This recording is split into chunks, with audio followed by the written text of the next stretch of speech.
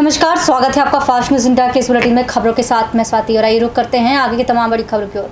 राजस्थान के झालावाड़ जिले के पिढ़ावा थाना क्षेत्र के गांव निपानिया में शमशान के लिए अभी तक पक्का रास्ता नहीं बना है। पूरे रास्ते में कीचड़ ही कीचड़ है। गाँव वालों का कहना है कि शमशान में बारिश में काफ़ी दिक्कत आती है। देखिए हेमरा से मानसिंह नागर की रिपोर्ट। जिले के सुनेल थाना क्षेत्र के गांव बोरखेड़ी में हम यहां पर आए हैं, तो हमने देखा जो गांव वाले की जो परेशानी है वो शमशान की है। शमशान में जाने के लिए उनके पास पक्का रास्ता नहीं है। उन्हें बरसात के समय में कीचड़ में होकर से गुजरना पड़ता है। देखिए पूरा कीचड़, यही वो रास्ता है जिसमें से आदमी को शमशान में जाना पड़ता है। ऐसे भारी कीचड़ में कैसे निकल सकते हैं। मैं मानसिंह, फास्ट न्यूज, हेमड़ा। मध्य प्रदेश के जिला मुरैना तहसील अंबाह थाना अंतर्गत अशासकीय कोचिंग संचालक संघ के द्वारा अंबाह में रखी गई मीटिंग, जिसमें उपस्थित मौजूद वरिष्ठ शिक्षक उमेश उपाध्याय जी, मुकेश शर्मा, बलवीर सिंह, सत्यवीर सिसोदिया, मुकेश उपाध्याय, अन्य शिक्षक गण मौजूद रहे। उनकी मौजूदगी में यह मीटिंग संपन्न हुई और शिक्षकों द्वारा सरकार से मांग की गई कि पिछले 4-5 महीने से हमारी कोचिंग का संचालन नहीं किया गया, जिस वजह से हम शिक्षकों की आर्थिक स्थिति पर बहुत गहरा प्रभाव पड़ा है। एवं हम सरकार से मांग करते हैं कि जैसा कि आप जानते हैं सारी चीज़ें धीरे धीरे करके खोली जा रही हैं, जैसे हाट बाजार, मॉल, दुकान, रेस्टोरेंट इत्यादि। इसी कड़ी में देखते हुए सरकार की गाइडलाइंस के नियमानुसार हम शिक्षकों की आर्थिक स्थिति को ध्यान में रखते हुए या तो कोई हम शिक्षकों को आर्थिक पैकेज की सरकार के द्वारा राशि प्रदान कराई जाए या फिर हमारी कोचिंग का संचालन किया जाए। देखिए अंबाह से पवन किरार की रिपोर्ट। जो शिक्षक संघ की मीटिंग हुई थी, उस मीटिंग में सर ने, हमारे सर हैं जो अभी आपसे तो मीटिंग के बारे में, मीटिंग का आज का क्या विषय था सर? आज हमारा विषय था कि हम बहुत से ऐसे अध्यापन करने वाले जो निजी तौर पर अध्यापन कर रहे हैं या प्राइवेट स्कूलों में अस्थायी रूप से जिनको बहुत ही कम वेतन मिलता है, 4 या 5 हज़ार रुपये मिलते हैं, वो भी आजकल नहीं मिल रहे हैं। और 5 महीने से करीबन कोरोना महामारी की वजह से हम लोगों का अध्यापन कार्य बंद है। अंबाह में से मैं बोल रहा हूँ। और ऐसे समय में परिवार के भरण पोषण के लिए बहुत बड़ी समस्या हो रही है। हमें सरकार से निवेदन करते हैं, जिस तरह से हमारे 2 निवेदन हैं, जिस तरह से अपना स्कूल योजना के अंतर्गत शासकीय शिक्षक को 5 या 6 बच्चे पढ़ाने के लिए अनुमति प्राप्त है, इसी प्रकार की अनुमति सीमित संख्या में हम लोगों को पढ़ाने के लिए दी जाए, जिसमें हम लोग इतना विश्वास दिलाते हैं अपने छात्रों की सीमित संख्या शासन में नाम उनके जमा करेंगे, संख्या जमा करेंगे और कोविड-19 है उससे जो भी शासन ने गाइडलाइन घोषित की है हम उसका पालन करेंगे। यदि हम इस योजना के अंतर्गत नहीं आते हैं तब भी हम अपना जो अध्यापन कार्य नहीं करेंगे जब तक हमें अनुमति नहीं मिल जाती है। परंतु इसके बदले में हमारा एकमात्र आजीविका का साधन केवल अध्यापन कार्य है। निजी तौर पर हमारी कोई प्रॉपर्टी नहीं है, कोई हमारी गवर्नमेंट जॉब नहीं है। ऐसी कंडीशन में हम लोगों को एक ऐसे आर्थिक पैकेज दिया जाए, विगत 5 माह से जो हम पे कर्जा हुआ है उसका निराकरण हो सके और आगे जब तक हम लोगों को अनुमति नहीं प्राप्त होती है एक आर्थिक पैकेज के रूप में मंथली हमको दिया जाए। तो हम शासन से निवेदन करते हैं, हम शासन के आभारी रहेंगे। माननीय से निवेदन है, जो भी शासन है शासन हमारी मांग को सुन रहा है। आप ये समझते हैं एक कल्याणकारी राज्य का एक कर्तव्य होता है, तो हमारी बात पर ध्यान रखा जाए। यहाँ तमाम ऐसे कर्मचारी हैं, ऐसे गवर्नमेंट के कर्मचारी हैं जिनको हजारों लाखों रुपए मिल रहे हैं। शायद वो भी इस बात पर सहानुभूति विचार करें। उनके परिवार है एक ऐसे जो अध्यापन कार्य कर रहे हैं जिनका एकमात्र यही सहारा था, उनका खर्चा किस तरह चल रहा होगा। अतः माननीय से हम शिक्षक हैं, अध्यापन कार्य करते हैं, हड़ताल और इस तरह की उल्टी सीधी तरीकों से जो अवैधानिक हैं हम उनका कभी भी साथ नहीं लेंगे और न लेते हैं।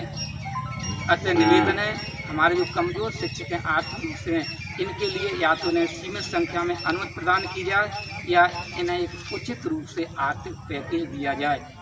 अध्यापन कार्य है, उन्हें या तो कहना चाहिए अपना घर अपना स्कूल योजना के अंतर्गत 6, 7 या 10 की जो छात्रों की सीमित संख्या है उसमें अनुमति प्रदान की जाए। अनुमति प्रदान नहीं की जाती है तो तब तक एक आर्थिक पैकेज दिया जाए। यदि दोनों में से कुछ नहीं किया जाता है तो बताया जाए जिनका एकमात्र सहारा यही था उन लोगों को क्या करना चाहिए। ये माननीय जो जिम्मेदार अधिकारी हैं, प्रशासन है, उन्हें इसका जवाब देना चाहिए। और कल्याणकारी राज्य और प्रशासन से उम्मीद करते हैं यदि आप ईमानदार हैं, ईमानदारी से मेरी बात सुन रहे हैं, गलत है या सही है, यदि गलत है तो मुझे इसका आंसर दें, और सही है तो मेरा और मेरे साथियों की ओर से मेरी मांग पर सहानुभूतिपूर्वक विचार करें। धन्यवाद। तो ये थे हमारे शिक्षक संघ के कुछ सीनियर सर जिन्होंने आपको ये बताया कि शासन प्रशासन से हमारा एक मांग है, एक हमारा निवेदन है कि हमारी कोचिंगों को संचालित किया जाए एक नियमित अनुसार। ऐसा नहीं कह रहे कि 100 1000 10 20 50 की संख्या में यदि वो अनुमति देते हैं तो ठीक है, अन्यथा हमें शासन की तरफ से कुछ आर्थिक जो स्थिति है वो कुछ ठीक नहीं है, उसके अनुसार शासन से कुछ आर्थिक मदद की उन्हें गुहार लगाई। ऐसे हमारे जो थे सीनियर्स उन्होंने आपको बताया। हिमाचल प्रदेश के जिला कांगड़ा के अंतर्गत बाल करूपी के रूप में छमेतर में गत दिनों संदिग्ध परिस्थितियों में हुई विवाहिता की हत्या के मामले में मेडिकल रिपोर्ट आने पर सबकी निगाहें टिकी हुई हैं। परिजन लगातार सवाल उठाए हुए हैं कि कब उनकी बेटी को न्याय मिलेगा। वहीं परिजनों ने ससुरालियों पर आरोप लगाते हुए उन पर कड़ी से कड़ी कार्रवाई करने की मांग की है। इस संबंध में जब फास्ट न्यूज इंडिया के संवाददाता ने वास्तव स्थिति जानने के लिए मृतका के परिजनों से वार्तालाप किया। देखिए कांगड़ा से कुलदीप चांद की पूरी रिपोर्ट। नमस्कार, मैं फास्ट इंडिया न्यूज़ से और मैं खड़ा हूँ इस टाइम लंबा गांव थाना में, जहाँ पे हमारी टीम गई थी। यहाँ के जो इंचार्ज है अश्विनी कुमार जी, उनका रिव्यू लेने के लिए, पर वो इस टाइम किसी कारणवश यहाँ पे उपलब्ध नहीं है। वो अपनी ड्यूटी के कारण कहीं गए हुए हैं, तो उनसे हमारी बात नहीं हुई। तो मैं अपनी टीम के साथ में खड़ा हुआ हूँ यहाँ पर। तो देखिए कैमरामैन मेरे साथ खड़ा है अनूप कुमार, जो बिलोंग करता है बगेड़ा से। धन्यवाद। नमस्कार, मैं बैठा हूँ इस टाइम थाना पंचरुखी के अंतर्गत गांव टिक्कर में। शाम के 8:45 बजे हैं और मैं बैठा हूँ यहाँ पे, जहाँ पंचरुखी में जो लड़की की बालकुर्बी में जो लड़की की हत्या या कुछ भी है, वहाँ पे तो माँ बाप के पास में बैठा हूँ। मैं इनके कुछ व्यू लेना चाहता हूँ कि उस लड़की के साथ क्या हुआ था और जब ये मौके पर पहुंचे थे तो वहाँ का क्या हाल था। तो ये अपनी जुबान में खुद बताएंगे कि वहाँ का इस टाइम पे क्या माहौल था। मेरे को प्रधान है रात को फोन किया 4:30 बजे सुबह कि आपकी लड़की की डेथ हो गई है और खत्म हो गई है, उसने फांसी दे दी है। लेकिन जब हम पहुंचे वहां पर तो मेरी लड़की को ना नीचे उतार दिया और नीचे लटाई हुई जमीन के ऊपर। उसके मुंह से खून निकल रहा था, उसका होंठ सूजे हुए, उसके नाक से खून निकल रहा था, उसका नाक सूजा हुआ, उसकी पीठ पर जख्म थे, उसके पेट पर जख्म थे और उसको जमीन पर लटाया हुआ, वहां पर खून गिरा हुआ है काफी। और मेरा यही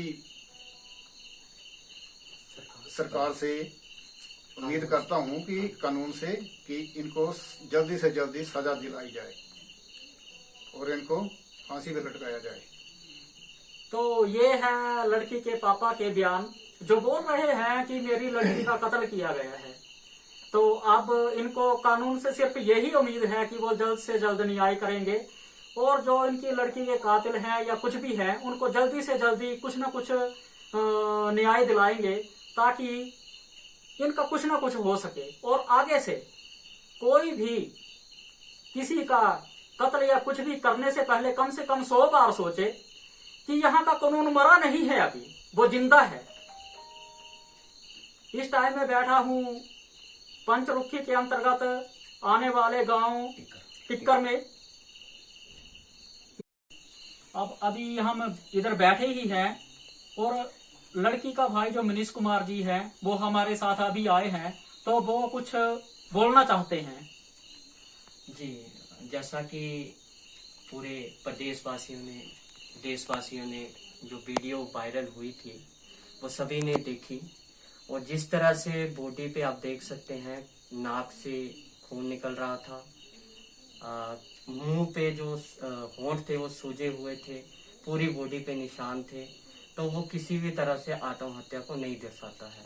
वो सरेआम दिख रहा था कि बड़ी ही क्रूरता से जो है उसकी हत्या की गई थी। तो मैं सरकार से, कानून व्यवस्था से, सिर्फ एक ही डिमांड करता हूँ कि जल्द से जल्द मेरी बहन को, इस देश की बिटिया को, इस प्रदेश की बिटिया को न्याय मिले, उसके साथ इंसाफ हो, ताकि देश की हर बेटी सुरक्षित रह सके। तो ये थे लड़की के तो ये थे अभी के समाचार। जानेंगे आगे के समाचार छोटे से ब्रेक के बाद।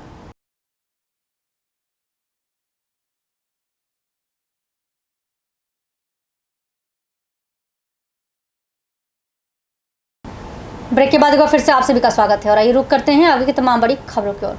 उत्तराखंड के जिला उधम सिंह नगर गदरपुर से खबर है, जहां प्रदेश के मुख्यमंत्री के नाम पर मुख्यमंत्री आंचल अमृत योजना शुरू की गई। खंड शिक्षा अधिकारी रवि मेहता ने बताया कि शिक्षा मंत्री अरविंद पांडे और मुख्यमंत्री के अभिनव प्रयोग के साथ गदरपुर क्षेत्र में मुख्यमंत्री आंचल अमृत योजना शुरू की गई है, जिसमें 120 ग्राम दूध पाउडर और प्राथमिक स्तर के बच्चों को उपलब्ध कराया जाएगा। 180 ग्राम दूध पाउडर जूनियर स्तर के बच्चों को उपलब्ध कराया जाएगा और इस योजना का मुख्य उद्देश्य बच्चों में कुपोषण, एनीमिया इत्यादि कमी को दूर करना तथा लॉकडाउन के दौरान जो बच्चे नहीं आ पा रहे हैं उनमें पौष्टिक आहार के जरिए बच्चों को स्वस्थ बनाने के लिए यह योजना शुरू की गई है, जिसमें गदरपुर के ग्रामीण क्षेत्रों में दूध पाउडर उपलब्ध करा दिया गया। और इस योजना को कैबिनेट मंत्री के सुपुत्र अतुल पांडे ने बच्चों के हित में एक सराहनीय पूर्ण कदम उठाया। देखिए गदरपुर से शाहनूर अली की रिपोर्ट। मैं आपको बता दूं, जब से लॉकडाउन लगा सभी स्कूल बंद हैं, चाहे वो प्राइवेट हो चाहे सरकारी हो, लेकिन जो सरकारी स्कूलों में मिड डे मील की व्यवस्था चलती है वो स्कूलों में न चल के बच्चों को राशन मुहैया कराया जा रहा है। वो अपने घरों पे मिड डे मील की व्यवस्था को लेकर के जा रहे हैं। और जो कल अभी माननीय शिक्षा मंत्री जी ने और मुख्यमंत्री जी ने एक नई पहल चालू करी है बच्चों को मिल्क पाउडर देने की, ये बहुत अच्छी पहल है। इससे हमारे बच्चों का जो शारीरिक विकास और बौद्धिक विकास होगा, इसके लिए मैं मंत्री जी को, माननीय मुख्यमंत्री जी को बहुत बहुत बधाई देता हूँ। हमारे जो विभागीय निर्देश है उसके क्रम में समस्त बच्चों को उनका खाद्य सुरक्षा भत्ता उपलब्ध कराने के निर्देश हुए थे। इसमें जैसे ही हमको खाद्यान्न उपलब्ध होता था उसके बाद एक दिन के लिए बच्चों को स्कूल में बुलाया जाता था, वो बच्चे या उनके अभिभावक, और उनको उस माह का खाद्यान्न व खाद्य सुरक्षा भत्ता उन बच्चों को या उनके अभिभावकों को उपलब्ध करा दिया जाता है। साथ ही विभाग द्वारा ये भी प्रयास किए गए हैं कि इस बार से बच्चों को खाद्य सुरक्षा भत्ते के साथ साथ ही प्रति माह पाउडर मिल्क भी दिया जाएगा, जिसमें प्राइमरी के बच्चों के लिए 120 ग्राम और जूनियर लेवल के बच्चों के लिए 180 ग्राम के मिल्क पाउडर के फॉर्म में बच्चों को उपलब्ध कराया जाएगा। उत्तर प्रदेश के प्रयागराज में NSUI आइसा ICM पार्टी के कार्यकर्ताओं और आम जनता ने भी देश में फैली बेरोजगारी और निजीकरण के विरोध में जमकर बजाई ताली और थाली किया प्रदर्शन, जहां सिविल लाइन्स सुभाष चौराहे पर NSUI आइसा ICM पार्टी के कार्यकर्ताओं ने ठीक शाम 5 बजे 5 मिनट तक थाली बजाकर सरकार के खिलाफ प्रदर्शन करके विरोध दर्ज कराया। वहीं सबसे बड़ी बात, दूसरी तरफ मंफोटगंज में आम जनता और छात्र भी सड़क पर उतर आए और मोदी स्टाइल में थाली और ताली बजाकर किया सरकार के खिलाफ विरोध प्रदर्शन। प्रदेश सरकार नौकरियों को खत्म कर रही है, पढ़ लिख कर के लोग बेरोजगार होते जा रहे हैं। युवा कांग्रेस के शशांक रस्तोगी ने कहा, मोदी सरकार इस वक्त सारे विभाग प्राइवेट किए जा रहे हैं और जुमले वाली सरकार ने रोजगार को खत्म कर दिया है। आज पूरे देश का नौजवान ताली और थाली बजाकर विरोध कर रहा है। जहां बेरोजगारी को लेकर सभी राजनीतिक पार्टी और छात्र नेता सड़क पर उतर कर प्रदर्शन किए, वहीं चौंकाने वाली बात तब हो गई जब आज आम पब्लिक भी सड़क पर उतरकर केंद्र व प्रदेश के खिलाफ ताली और थाली बजाकर प्रदर्शन की।